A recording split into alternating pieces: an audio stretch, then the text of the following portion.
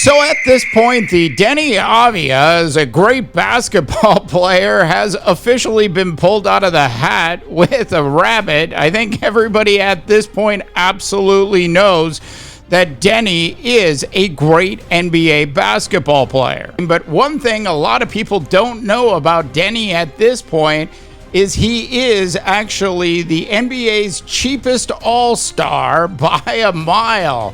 Get this, Deni's on a 4-year, $55 million deal, and if you take a look at what he's actually making this year, he's making $14.3 million, but next year, for some strange, bizarre reason, he's taken a pay cut.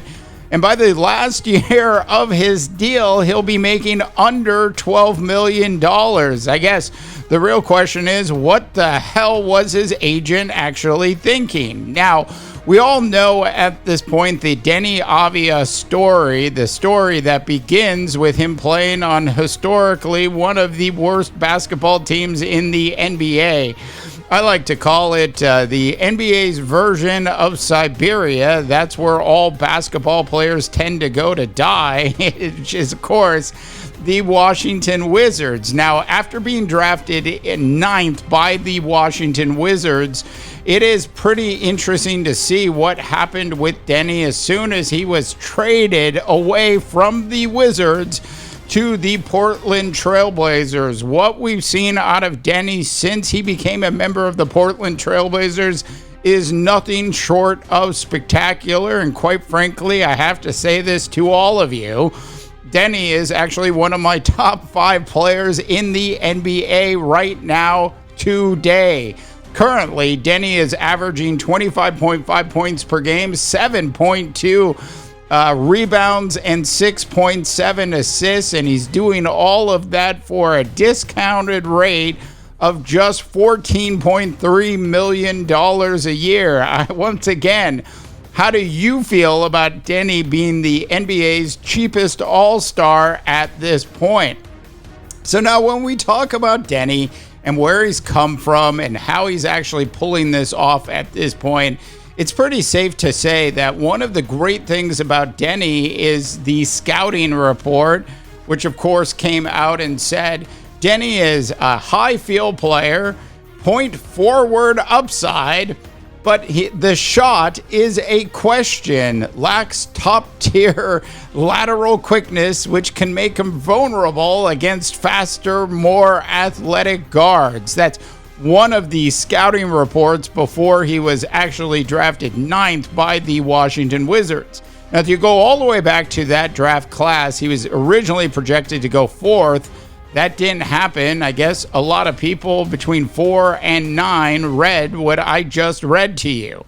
But what Deni has done since he joined the Portland Trailblazers is nothing short of spectacular. We'll talk more about that in just a little bit, but if you are new to the NBA Rundown, well, please go ahead and subscribe. So one of the most important things for a young player when they actually enter the NBA is the word stability. And the definition of the word stability, well, it's not a long one. It's the state of being stable. And, well, that's not what happened with Deni when he was a member of the Washington Wizards, was it? Look, there were coaches coming and going. There were players coming and going. There were former superstars who had skied all the way down the backside of Career Mountain that couldn't make it with that Washington Wizards team. There were young players who didn't make it, and if you will, the Washington Wizards, the team that Deni was on for the first couple years of his career, was a horrible franchise to play for. The exact opposite of the word stability is what Deni actually had to deal with.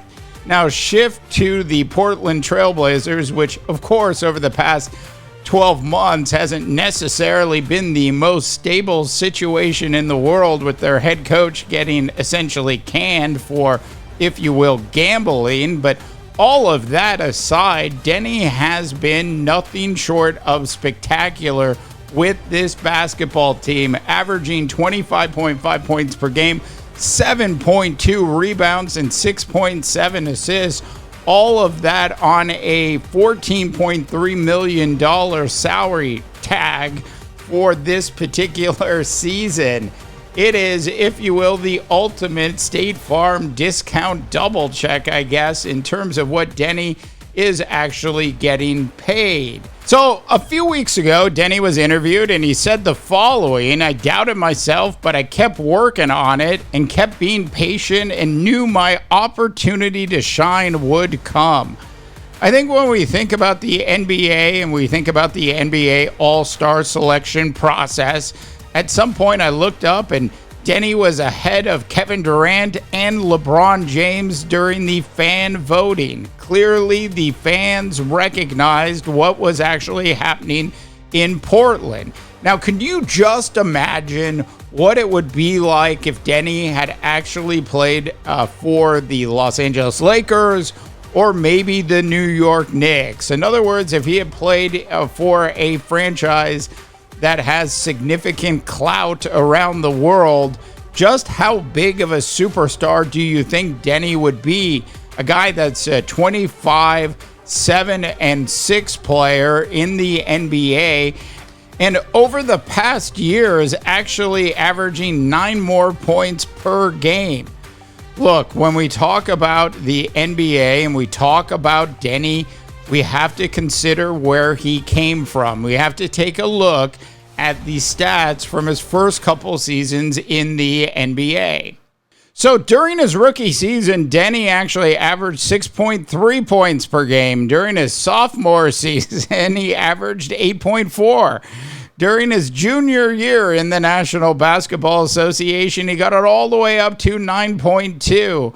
Now, how does a guy, if you will, 3 years later, go from that to what he's currently doing with the Portland Trailblazers? What it really comes down to is actually being given the opportunity to deliver. And sure, during those early years, we saw some flashes of the brilliance that is Deni today. But what really becomes obvious, it's just so obvious as water being wet, is that Deni just simply needed some more playing time. He absolutely needed the confidence of the coaching staff to do what he's doing. And in Portland, he's actually gotten that. Look, Deni is an all-star for a reason. Deni is not going to be a one-time all-star, assuming he can stay healthy. Deni, at this point, quite frankly, has just scratched the surface of what he could actually become.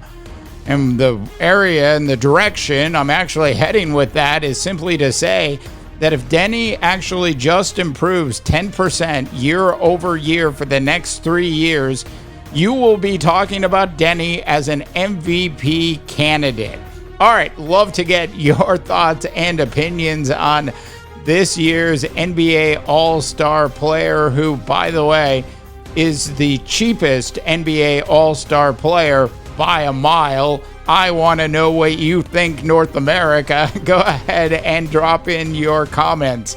As always, for the NBA Rundown, I'm Dave Dabbah, wishing you all a tremendous rest of your sports viewing day.